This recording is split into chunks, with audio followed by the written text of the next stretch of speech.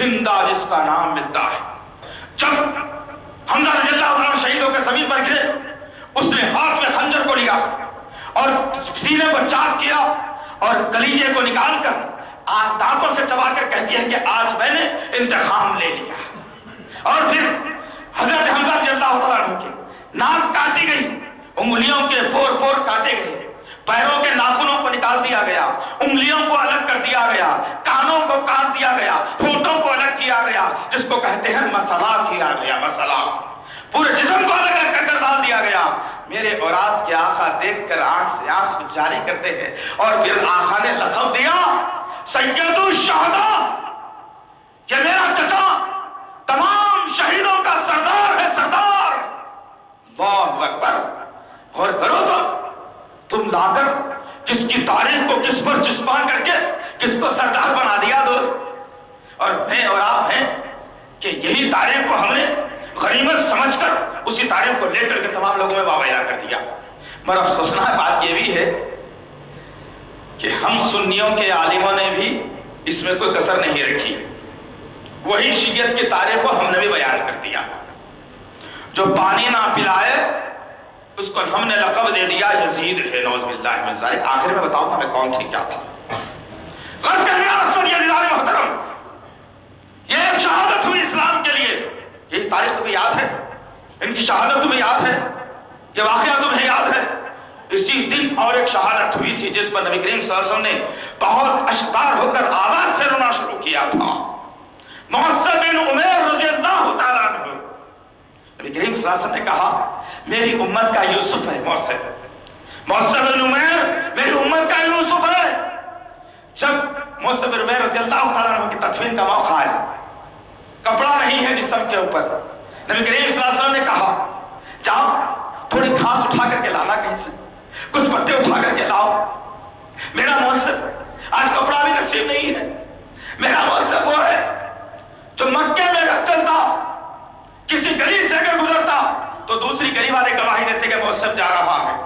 اتنے مالدار آدمی کا نام تھا محسن بن عمیر رضی اللہ تعالیٰ. آج میرے امت کے یوسف کو آج کپڑا تک نہیں.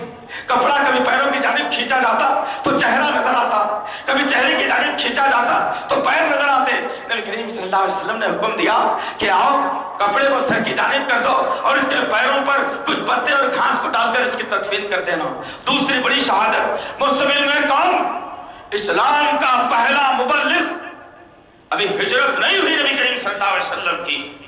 اسلام کی تعلیمات کو پھیلانے کے لیے پہلا آدمی مدینے کی سرزمین پر جس نے قدم رکھا، اسلام کی تعلیمات لوگوں تک جس نے پہنچائی مدینے میں نبی کے آنے سے پہلے، وہ محسن بن عمیر رضی اللہ تعالیٰ عنہ تھے.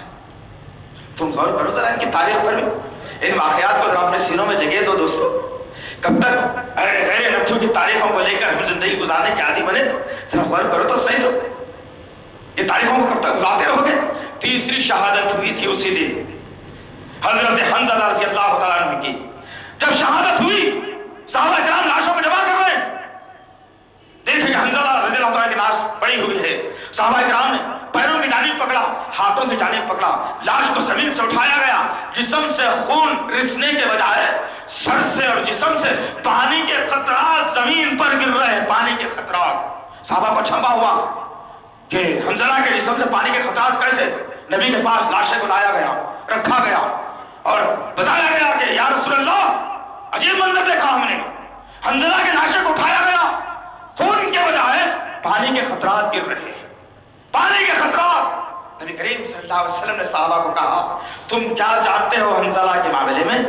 کہ کل رات یہ اپنی بیوی سے صحبت کیا تھا اور پھر ہم نے اعلان کیا کہ جنگ کا جانے کا ارادہ ہے. اسی حالت میں حنظلہ نے جنگ میں شرکت کی. اسلام کو بچانے کی خاطر جب اپنی جان کا نذرانہ دیا تو اللہ رب العزت کو حیا آئی کہ نبی کا ماننے والا اسلام کے خاطر اپنی جان کا نذرانہ دیا. اللہ نے فرشتوں کو بھیج کر حنظلہ کا غسل کروایا ہے. اللہ اکبر. ان تاریخوں کو یاد رکھو دوستو. تم ان تاریخوں کو یاد تو رکھو. کبھی بات سمجھنے کی کوشش تو کرو. اسلام سے محبت کرو. اسلام کی تعلیمات کو سینے میں جگہ دو. ایک اور شہادت مختصر بتا دوں میں، لمبی نہیں کیونکہ آخری عنوان پر بات کر رہے ہیں ہمیں. ایک اور شہادت اسلام کے لیے ہوئی.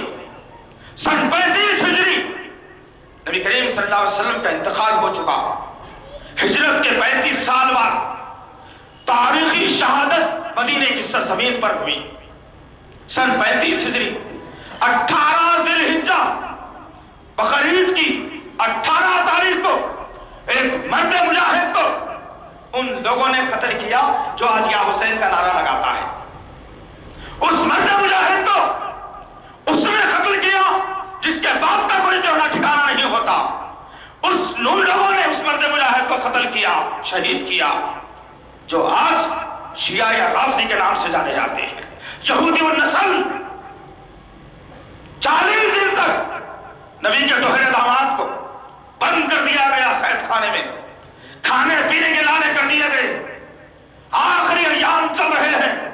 हजरत उस्मान ने खिड़की खोली, एक कपड़ा लिया, लकड़ी को बांधा और लकड़ी को बाहर किया और आवाज दी लोगों से, कहा जालिमों इतना भी ना तरसाओ, बीवी प्यार से बिलक रही है, ये तुम्हारा खलीफा उस्मान प्यार से बिलक रहा है। अरे वो कुआं जिससे तुम पानी पीते हो रोज, जिसका पानी तुम खर्च करते हो रोज, जरा तुम एहसास तो रखो उस बहरे रूमा को इस उस्मान ने खरीद कर तुम्हारे हवाले किया है। क्या आज उस बहरे रूमा से उस्मान के हलक में 2 चुल्लू पानी नहीं पहुंच सकता? दुश्मन लकड़ी को खींच लिया और तोड़कर फेंक दिया। दुश्मन इहाता तंग कर रहा है। अब्दुल्लाह बिन उबई, अब्दुल्लाह बिन सलूल, अब्दुल्लाह बिन सबा, ये टुकड़ी के लोग थे जो हजरत उस्मान की शहादत में जिन्होंने हिस्सा लिया था। अब्दुल्लाह बिन सबा यहूदी नस्ल लोगों को जमा कर रहा है, घर के करीब मुहासरा किया जा रहा है। उम्मत की गयूर खातून नाइला ने आवाज दी, अरे मेरे शौहर उस्मान, दुश्मन करीब आ रहा है, अल्लाह जाने क्या होने वाला है। पलट कर उस्मान रज़ियल्लाहु तआला अन्हु नबी के दोहरे दामाद ने आवाज लगाई, कहा है मेरी बीवी, कुछ खाने के लिए नहीं, कुछ पीने के लिए नहीं, चलो आज से उस्मान रोजे रखना शुरू कर देता है। उस्मान रज़ियल्लाहु तआला रोजे रख रहा है दिन रात, बीवी परेशान है, ज़बान पर कांटे आ रहे हैं, पानी नहीं मिल रहा है, भूख से निढाली हो रही है। कुरान को खोला, हजरत उस्मान रज़ियल्लाहु तआला अन्हु ने तिलावत शुरू कर दी सूरह बकरा की। कई मरतबा ऐसा हुआ कि गर्दन फलकी, चक्कर आई, गुरूगी आई, भूख और प्यास की वजह से कुरान पर गिर गई गर्दन। बीवी ने आकर ढारस बनाई कि कैसे ताकत बनाओ अपने अंदर, अल्लाह हमारे साथ है, हमारा नुकसान नहीं होगा, उठो अपने अंदर हिम्मत बढ़ाओ। उस्मान रज़ियल्लाहु तआला फिर बैठ जाते हैं और फिर कुरान की तिलावत शुरू करते हैं। इधर दुश्मन मुहासरा तंग कर रहा है, मुहासरा तंग हुआ, दीवार फलांग कर दुश्मन घर में आया और दरवाजे को तोड़ दिया गया। घर में दाखिल होकर के हजरत उस्मान रज़ियल्लाहु तआला अन्हु की दाढ़ी के बालों को पकड़कर, सर के बालों को पकड़कर छिजोड़ दिया गया। उस्मान रज़ियल्लाहु तआला अन्हु कहा कि जालिमो, मैंने क्या बिगाड़ा है तुम्हारा, कम से कम इतना तो कर दो कि मुझे माफ कर दो, यहां से मुझे कहीं दूर भेज दो यहां से। दुश्मन ने क्या किया, हाथ में बर्छी को लिया और उस्मान रज़ियल्लाहु तआला अन्हु के सीने में जोरदार वार करता है, जिसकी वजह से सीने के आर पार वो बर्छी हो जाती है, खून का फव्वारा निकलता है और कुरान पर छींटे पड़ जाते हैं। फसयकफ़ीकहुमुल्लाह वहुवस समीउल अलीम। आज तक वह कुरान लंदन के म्यूजियम में मौजूद है। सूरह बकरा की आयत 137 पर खून के छींटे पड़े थे कि अल्लाह हमारे लिए काफी है, वो सुनने वाला, इल्म रखने वाला है। उम्मत की मां पर तलवार चलाई गई, दोनों हाथों की उंगलियां कट गई। 18 ज़िलहिज्जा सन 35 हिजरी के रोज ये एक मर्द मुजाहिद को इन जालिमों ने कत्ल कर दिया, इन जालिमों ने मौत के घाट उतार दिया, इन जालिमों ने शहीद कर दिया, सिर्फ इस बुनियाद पर कि अली के चाहने वाले हैं। आइए जरा इनका भी मुहासबा करें थोड़े से वक्त के अंदर कि ये लोग कितना अली को चाहने वाले हैं। अरे नौजुबिल्लाह मिन ज़ालिक याज़ बिल्लाह, अली रज़ियल्लाहु तआला अन्हु उस्मान के चाहने वाला, अली रज़ियल्लाहु तआला अन्हु उमर का चाहने वाला, अली रज़ियल्लाहु तआला अन्हु अबू बकर का चाहने वाला, जिसकी बुनियाद के ऊपर हजरत अली रज़ियल्लाहु तआला अन्हु के कितने बेटे थे। भाई किसी से सवाल कर लिया जाए तो लोग कहते हैं कि कितने थे, कितने बताएंगे लोग, कितने बताएंगे। अगर किसी से नौजवानों से, माँ बहनों से, इल्मी हलकों से सवाल कर लिया जाए कि अबू अली रज़ियल्लाहु तआला अन्हु के बेटे कितने थे, तो कहा जाएगा इतने थे। नौज़ुबिल्लाह मिन ज़ालिक, ये झूठ है, ये झूठ पर मबनी बात है कि अली रज़ियल्लाहु तआला अन्हु के 2 बेटे थे। हम कहेंगे 2 नहीं, حضرت علی کے 6 بیٹے تھے، 6 گواہی ہے اس بات کی، میں آپ گواہی نہیں، میری اور آپ کی گواہی جائے گی تو یہ کالے کپڑے پہن کر دھوکہ دینے والا آدمی کہے گا کہ نہیں یہ تو تمہاری بڑائی میں طاقت ہے، یہ تمہاری بڑائی میں طاقت ہے۔ ارے شیعوں کی کتابوں کا کبھی محاسبہ کرو، ان کا تعاقب کرو، ان کا تعاقب، تاریخ سامنے آ جائے گی انشاءاللہ العزیز۔ حضرت علی رضی اللہ عنہ کی پہلی بیوی فاطمہ رضی اللہ تعالیٰ عنہ سے 2 بیٹے، حضرت حسین، حضرت حسن۔ فاطمہ رضی اللہ تعالیٰ عنہ کے بعد حضرت علی رضی اللہ تعالیٰ عنہ جس عورت سے نکاح کیا اس سے 4 بیٹے۔ اللہ اکبر۔ جس کا پہلے بیٹے کا نام حضرت علی نے ابوبکر رکھا، دوسرے بیٹے کا نام عمر رکھا، تیسرے بیٹے کا نام عثمان رکھا، چوتھے کا نام عبد الرحمن رکھا۔ ارے تم کہاں سے تاریخ، کدھر کی تاریخ، کون سا دن، کون سی بات کہاں ملا دی ہے دوستو، اور ہم ان کے شکار ہوتے چلے گئے۔ یہ تاریخ ہے جو بدلا رہی ہے شہادتوں کی، یہ اتھنٹک تاریخ ہے، احادیث میں موجود ہیں، تاریخ صحابہ میں موجود ہیں۔ اب آئیے ذرا محاسبہ کر کے دیکھیں کہ کیا 10 محرم کو حقیقی تاریخ ہوئی بھی تھی یا نہیں ہوئی تھی؟ ضروری ہے، ضروری ہے یہ دیکھنا میرے اور آپ کے لیے۔ کچھ کم و بیش قریب 50 ہجری کی بات ہے، جب حضرت علی رضی اللہ عنہ کو خلیفہ بنایا گیا، عبداللہ بن سبا تمام لوگوں کے ساتھ مل کر کیبنٹ جمائی، کیبنٹ جما کر کے کہا اب مدینے میں مرکزی دفتر نہیں رہے گا اسلام کا۔ نعوذ باللہ، پہلی دشمنی ذرا غور کرو تو، پہلی دشمنی دیکھیے اسلام سے کیسی ہے ان کی، کہ مرکز کا دفتر اسلام کا وہ مدینے میں نہیں رہے گا، عراق کوفے میں رہے گا۔ نعوذ باللہ، علی کو مجبور کیا گیا، دفتر کو تبدیل منتقل کر دیا گیا، کوفے میں مرکزی مملکت قائم ہوئی اور کوفے میں خلیفہ تسلیم کر لیا گیا حضرت علی کو، اور وہاں سے اسلام کو پہنچانا شروع کیا گیا۔